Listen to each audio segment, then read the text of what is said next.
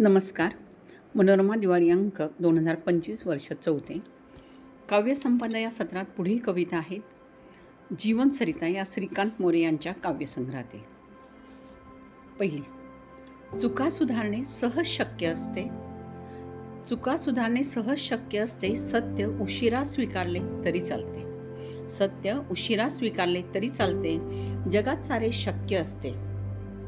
आपल्याला फक्त पुन्हा नव्याने सुरुवात करण्याचे धाडस पाहिजे. आपल्याला फक्त पुन्हा नव्याने सुरुवात करण्याचे धाडस पाहिजे. पाऊस संपला की छत्रीही ओझे असल्याचे वाटते. पाऊस संपला की छत्रीही ओझे असल्याचे वाटते. घर दृष्टिक्षेपात आले की मित्र साथीदारही नकोसा वाटायला लागतात. घर दृष्टिक्षेपात आले की मित्र साथीदारही नकोसा वाटायला लागते. आपण नेहमी प्रेमात आणि मैत्रीत स्वतःची प्रतिमा समोरच्या व्यक्तीत शोधत असतो. आपण नेहमी प्रेमात आणि मैत्रीत स्वतःची प्रतिमा समोरच्या व्यक्तीत शोधत असतो. म्हणूनच प्रेमाची परिभाषा बदलते. प्रेम व्यक्त करण्यासाठी उद्याची वाट पाहू नका, ते आज आत्ता करता येते.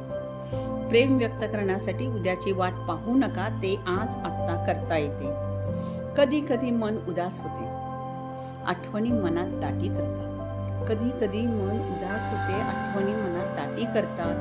मनाच्या फटीतून बाहेर पडतात, डोळ्यातून ओलावा घेऊन गालावर उघडतात. मनाच्या फटीतून बाहेर पडतात, डोळ्यातून ओलावा घेऊन गालावर उघडतात. रात्र झाली आपण निरोप घेतला. झोपायचे आहे आता.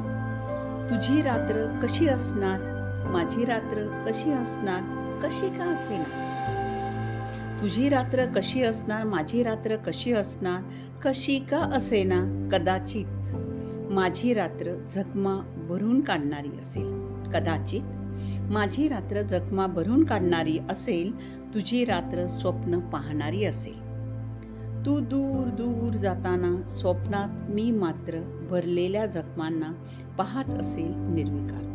तू दूर दूर जाताना स्वप्नात मी मात्र भरलेल्या जखमांना पाहत असेल निर्विकार. पुढची कविता. जगात जर खरोखर सत्य कुठे आहे तू मला विचारावेस.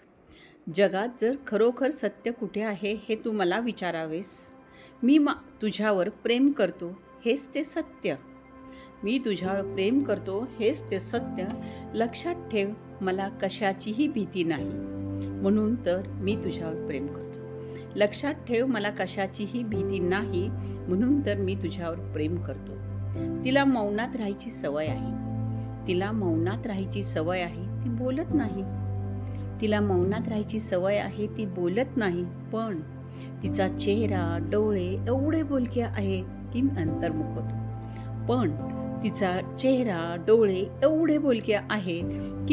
मीच अंतर्मुख होतो. विचार करू लागतो तिच्या मौनातल्या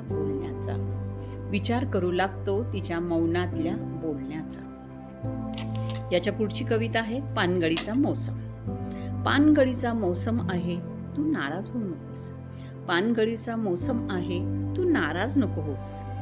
मी अंकुर होऊन पुन्हा येणार आहे, मोहरणार आहे तुझ्यासाठीच. मी अंकुर होऊन पुन्हा येणार आहे, मोहरणार आहे तुझ्यासाठीच. कधी कधी हृदयाशी जवळून संवाद साधावा.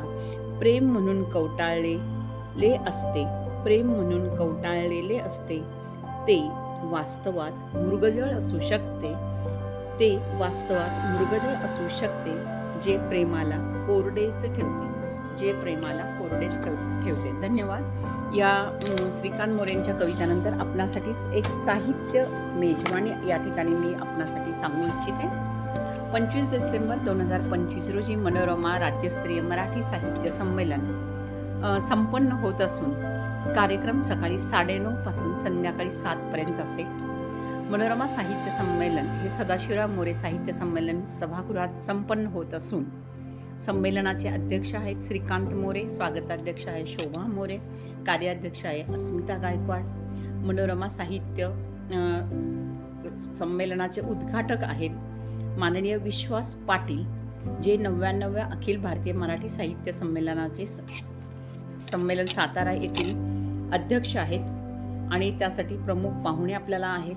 प्रकाश महानवरजी, प्राध्यापक मिलिंद जोशीजी, माननीय अनिल सामंतजी, माननीय रवींद्र शोभनेजी, माननीय संभाजीराव काकडेजी, माननीय रामदास फुटाणेजी, माननीय राजा मानेजी, माननीय संतोष सुरवसेजी, डॉक्टर सुमित मोरेजी.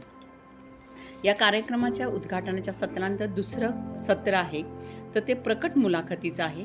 डॉक्टर माननीय विश्वास पाटील यांची प्रकट मुलाखत होईल.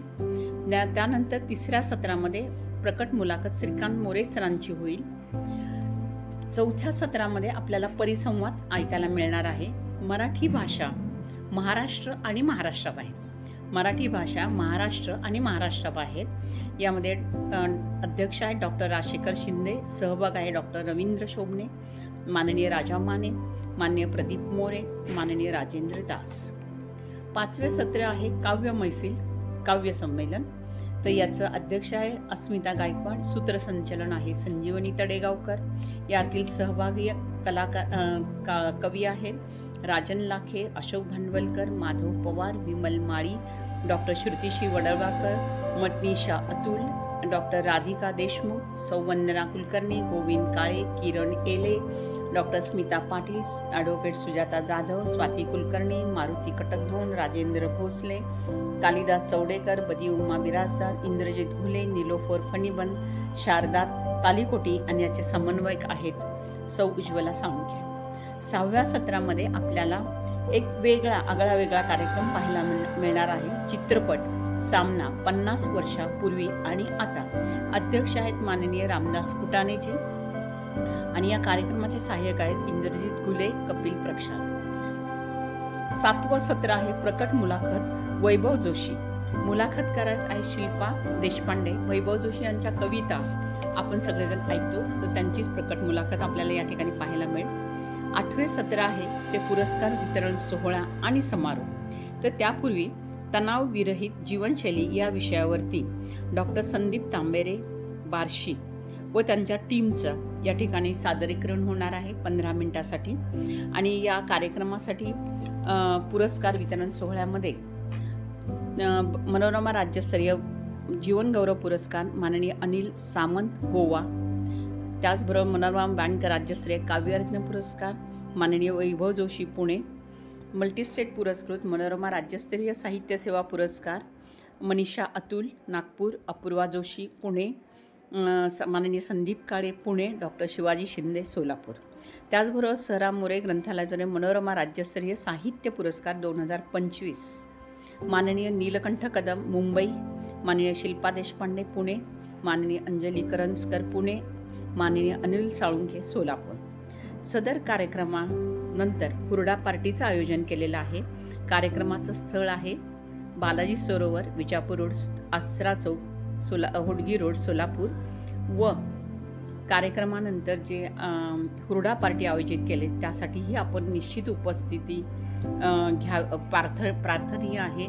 आणि रसिकांसाठी ही साहित्य मेजवानी आपण आयोजित केलेली आहे, त्याचा प्रत्येकाने लाभ घ्यावा असं मनापासून वाटतं आणि सगळ्यांना मनापासून या ठिकाणी मी आमंत्रण देत आहे. धन्यवाद.